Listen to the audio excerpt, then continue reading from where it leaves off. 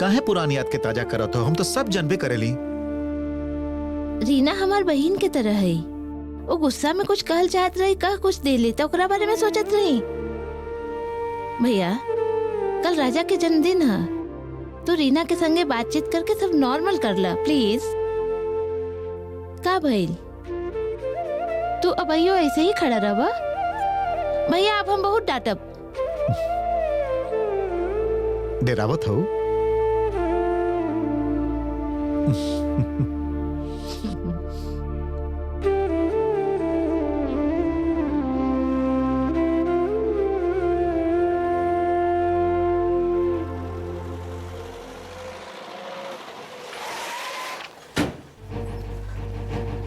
राजा, हम लोग आ गई। का बात है राम प्रसाद, इतना देरी कर दिला? घरे जल्दी लौटे की चाहिए, इतना भी अक्ल नहीं खे? का भइल राम प्रसाद, ट्रैफिक में फंस गेल है का?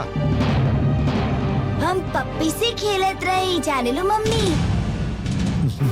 मतलब? वहाँ ना रास्ता में बॉक्स में दुगो पप्पी रहे, बहुत सुंदर रहे। तू रोड के कुत्ता के संगे खेलत रहा और तू दोनों का करत रहा? खड़ा खड़ा देखत रहा। यही से हम नौकर लोग के संगे भेजल नहीं की चाहत। चंचला दीदी, गीजर ऑन करा। चलो नहाए के पड़ी, चलो।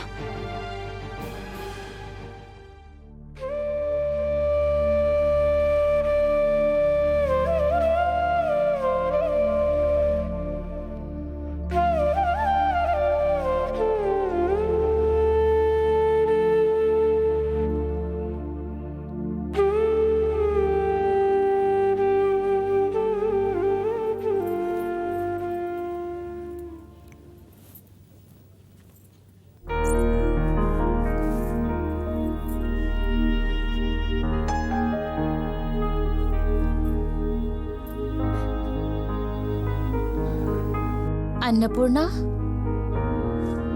माई,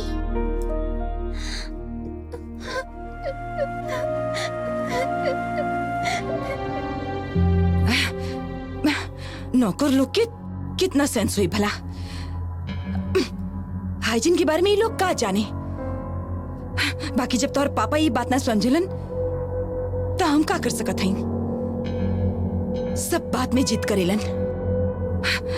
राम प्रसाद के बारे में इतना काहे सोचलन के जाने। मम्मी हमार ड्राइंग बाकी है। रुको, कंगी कर लो फिर जा। काहे भाई, नहा ले ला। हाँ पापा, हमार ड्राइंग देखा? हाँ दिखावा, बढ़िया बनौले हो। हाँ तो दिखावा दिखावा दिखावा। थोड़ी का सब बाकी है, पूरा करके दिखावत हई। बद्ध, जा जल्दी से पूरा करा।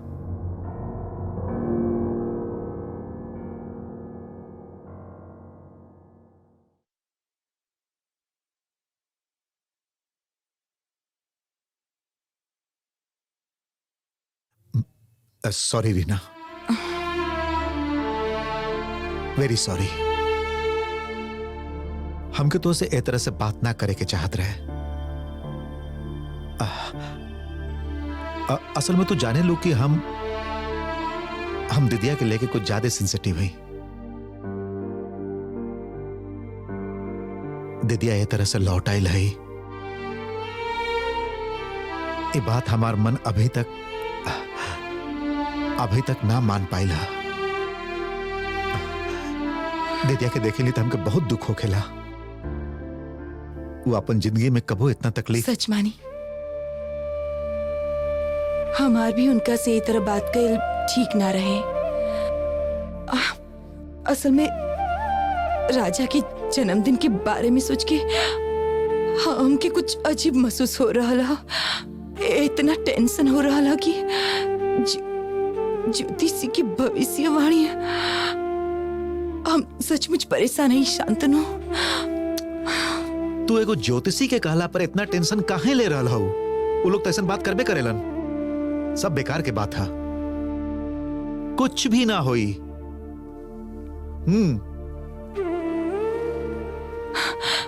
आपके ही बात ठीक निकले।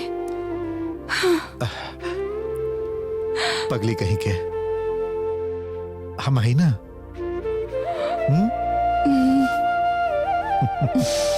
आबा दीदी, हमार ड्राइंग देखा ना। हमने बस एक भी नया कपड़ा नहीं के। हम तुम्हारे जन्मदिन पर का पहरे बताओ ना। देखा ना देखा, ये पिक्चर के नाम हम रख ले बेस्ट फ्रेंड। हट, अच्छा ना लग रहा है। अरे एक बार देखो तो सही। वो का पहरी हम? ये देखा, दोनों दोस्त हो, एगो तू और अन्नपूर्णा दीदी।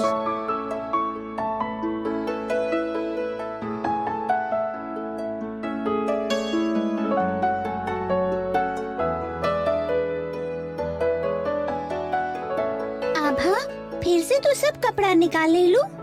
अन्नपूर्णा दीदी, अन्नपूर्णा दीदी, हमारा ड्राइंग देखा। आभा, बड़की माई तो के फिर से डटी है। अच्छा, यदि तुहार पापा तो के नया ड्रेस लाके ना दी है तो तू ई पहन लिहा। ना, हम व्हाइट टॉप और ब्लू जींस ना पहरब। धत, हमार ड्राइंग तो केहू देख ही ना रहल ह। कहवा देखी? वाह, बहुत सुंदर है। आभा देखा।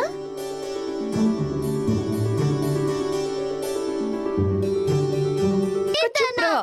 विपिन भैया, हाँ, आप हमके बुलौली भौजी। कल बहुत साल हो गए, ये तो जाने ला ना। हाँ। पत्ता फूल सब ठीक ठाक सजल होके के चाहिए। और काटा होके तो निकाल दी है, समझ लो। तोरे ऊपर सब जिम्मेदारी है। राम प्रसाद पर तुम भरोसा ना कर सकेली। रास्ता में कुत्ता के संगी राजा के खिले दिलस। और सुना, 2-3 लोग बाहर से भाड़ा पर संगे ले ली। हाँ। दिक्कत ना हुई। ठीक है भौजी। चंचला दीदी, चंचला दीदी, हमार ड्रेस के का? अबा तो के तोहर बर्थडे पर ड्रेस मिलल रहे ना। चंचला दीदी, हाँ भाजी, बोली। कहवा हाल करेले तू? ई आप लोगन के कपड़ा उठावे गई रही। ठीक है, तू अभी राजा के कमरा में जा। कल ओकरा खातिर एगो सूट ले ले हई। देखो वो ठीक ठाक फिटिंग भइल अच्छा, कि ना, ठीक ना तो है। गड़बड़ हो जाई। मम्मी, हमार ड्रेस कहवा? तू के तोहार बर्थडे पर हम तो के ड्रेस दिले रही ना। हमार बर्थडे पर तो राजा के भी ड्रेस मिल रहे और राजा के बर्थडे पर हमके का ना चल मिली। रहा? कौन बात पर बहस चल रहा? नो बहस, नो रोना धोना। ड्रेस के लेके तू बहस कर रहा हो? अरे बाप रे, ना हमके केहू ना बतौलस, लेकिन केहू रहे जे हमके बतौलस जब हम कमरा में रही। उ कहली कि केहू के खातिर बहुत स्पेशल ड्रेस बनावल जा रहा है, जे शायद कल आई। तब फिर ऐसे भाई? में थैंक यू पापा।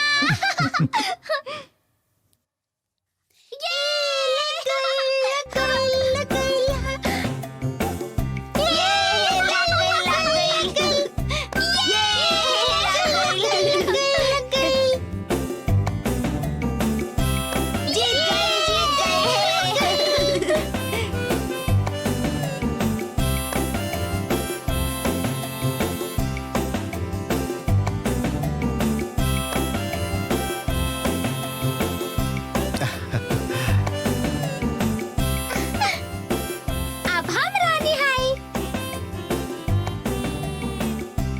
विपिन भैया, तू जाने ला ना कि कल बहुत से लोग आई है। पत्ता फूल सब ठीक ठाक सजल होके के चाहिए और काटा होके तो निकाल दिया।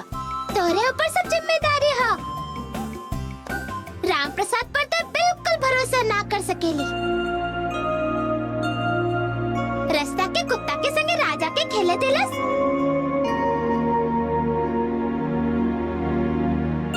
हो सके तो 2-3 लोग बाहर से भाड़ा पर संगे ले लिया। वाह, तरकारी तो बहुत अच्छा बनल है। वाह, अचारो बा। वाह, अन्नपूर्णा के माई थोड़ी का दाल दा ना। हाँ। का भइल बोला ना। फिर से भूख लाग गइल का? अच्छा, अन्नपूर्णा बेटी, राजा बेटा के तो जन्मदिन है ना, तो तू ओकरा का देबू? का मालूम, का दे बोलो ना। बात तो ठीक है, का दे से कहलू बोलो ना। का देबू? तू एगो काम करा, तू सबसे अच्छा एगो टोपी दे दा। राजा बेटा के माथा पर धूप ना लगे। हाँ? और वो टोपी होके के चाहिए मुकुट के जैसन। का दिमाग है तुहार। थोड़ी का अचार देना। देत है। तू यहाँ आओ बेटी, बैठ, इहाँ बैठ। बाबूजी, फिर का तू हमके चांदी वाला कागज लाके देबा? अच्छा माई, हम लोग का ई घर के नौकर है। ई का कह रहा ई तो से के कहलस? बड़की माई हमेशा तोहरा पर हुकुम काहे चलावेली? कहेली ई करो ऊ करो, तोहरा से हमेशा चिल्ला के बात करेली। काहे माई? कहवा चिल्लाएली? वो तो अच्छा से बात करेली। बड़की माई फिर बाबूजी के नाम लेके माली चाचा से शिकायत काहे करत रही?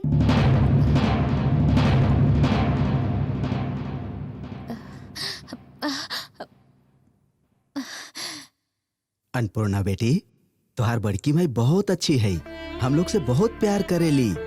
उ लोग हम लोग के आपन समझेलन। त का अपन लोग केहू के ना डांटेलन? बोला, जैसे तू कोनो शैतानी करेलू त माई तो के डांटेली ना, वही तरह यदि हमरा से कोनो गलती होई तो ओकरा सुधारिए ना, ठीक कली ना? बोला।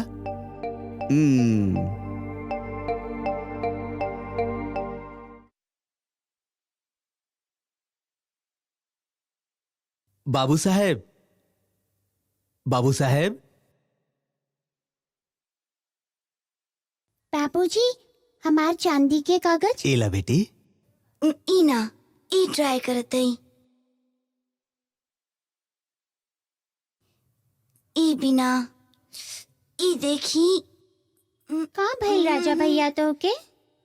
हट होत नहीं खे। काहे?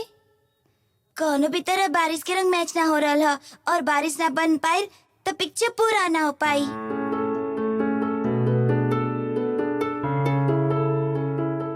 बाबूजी, बारिश के रंग कैसन होई?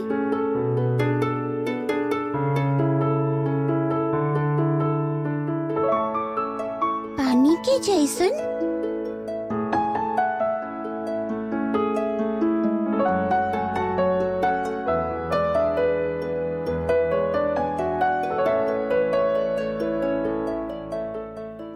युवा तो नहीं खे।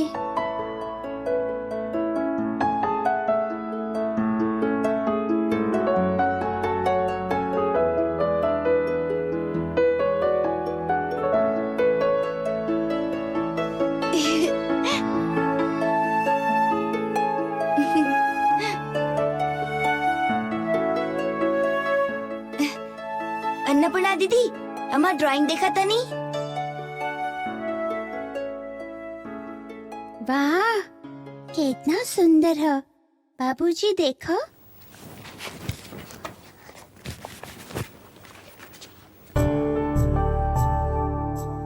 वाह, बहुत सुंदर बनल है। दो गो लड़की, माथा पर छाता, ऊपर से बारिश हो रहा है, बहुते बढ़िया। दोनों लड़की के है बतावा?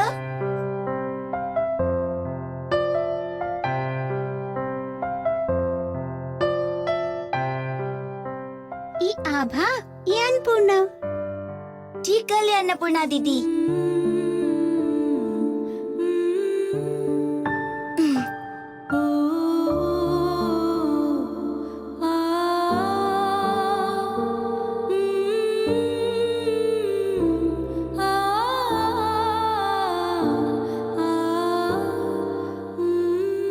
ये ड्राइंग हम तो के दे रहे हैं अन्नपूर्णा दीदी।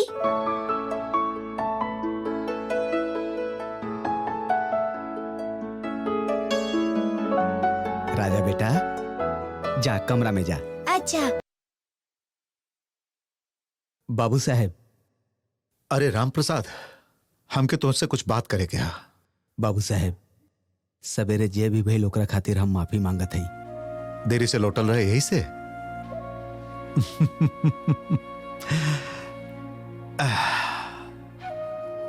देखा राम प्रसाद, हम सोचत रहे कि अन्नपूर्णा के यदि आभा और राजा के संग स्कूल भेजी त। बाबू साहेब, यदि तो के कौनो एतराज ना होके ता तू चिंता मत करा। अन्नपूर्णा के पढ़ाई के पूरा जिम्मेदारी हमार हुई। कल राजा के जन्मदिन है, एकरा हो जाएगा, ओकरा बाद हम सब इंतजाम कर दे। लोगन के मुंह से सुन ले रही कि माई बाप के ऋण कबो के उतार ना सकेला। माई बाप के खो के हम ये बात महसूस भी कैली। कि ई ऋण का होखेला। अब यदि हमके कुछ हो भी गइल त हम इस सोच के शांति से मरब कि हमार बेटी के माथा पर आपके हाथ है।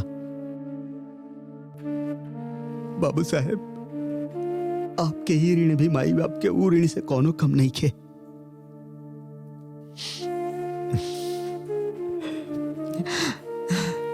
जा जी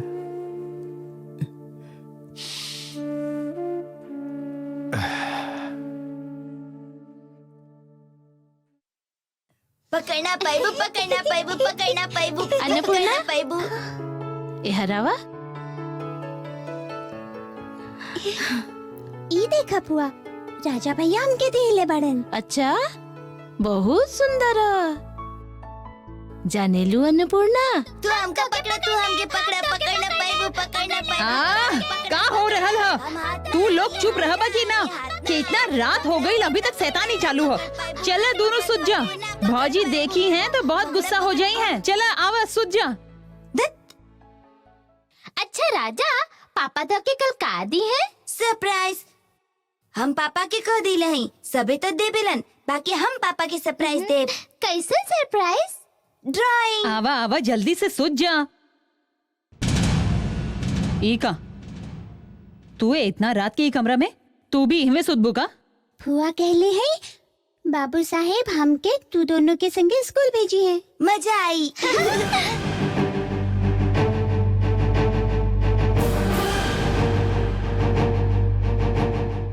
ए तू जा यहाँ से जा।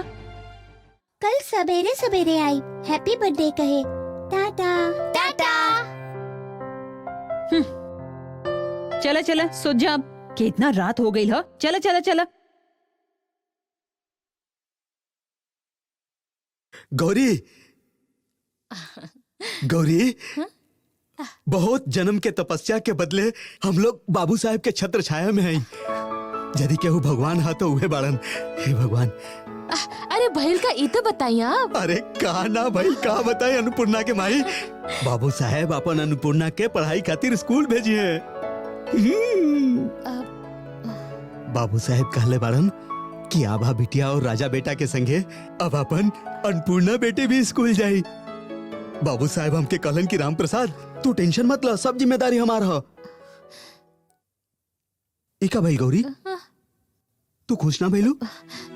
का सोच रहा लो? ना, हम भौजी के बारे में सोचत रही। अरे वो सब तू मत सोचा, बाबू साहब सब कुछ संभाल ले हैं। तो हमके खाना दा। हाँ?